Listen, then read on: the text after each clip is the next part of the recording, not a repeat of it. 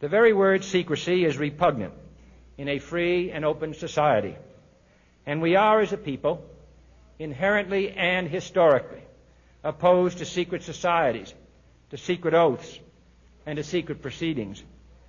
We decided long ago that the dangers of excessive and unwarranted concealment of pertinent facts far outweighed the dangers which are cited to justify it. Even today, there is little value in opposing the threat of a closed society by imitating its arbitrary restrictions.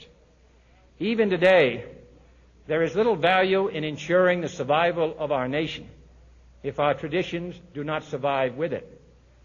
And there is very grave danger that an announced need for increased security will be seized upon by those anxious to expand its meaning to the very limits of official censorship and concealment.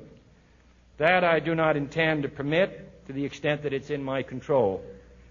And no official of my administration, whether his rank is high or low, civilian or military, should interpret my words here tonight as an excuse to censor the news, to stifle dissent, to cover up our mistakes, or to withhold from the press and the public the facts they deserve to know. For we are opposed around the world by a monolithic and ruthless conspiracy that relies primarily on covert means for expanding its sphere of influence, on infiltration instead of invasion, on subversion instead of elections, on intimidation instead of free choice, on guerrillas by night instead of armies by day. It is a system which has conscripted vast human and material resources into the building of a tightly knit, highly efficient machine that combines military, diplomatic, intelligence, economic, scientific, and political operations. Its preparations are concealed, not published. Its mistakes are buried, not headlined. Its dissenters are silenced, not praised. No expenditure is questioned, no rumor is printed, no secret is revealed.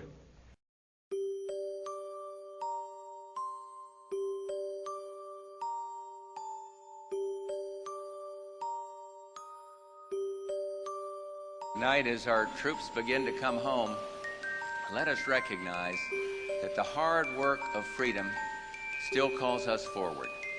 We've learned the hard lessons of history. The victory over Iraq was not waged as a war to end all wars. Even the New World Order cannot guarantee an era of perpetual peace, but enduring peace must be our mission.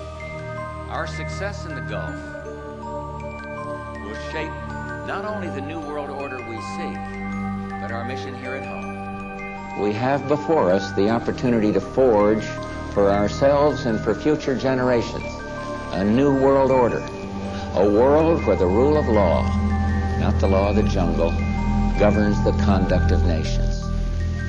When we are successful, and we will be, we have a real chance at this new world order. We have ever seen, not just of the global economy, but of the global order as a whole.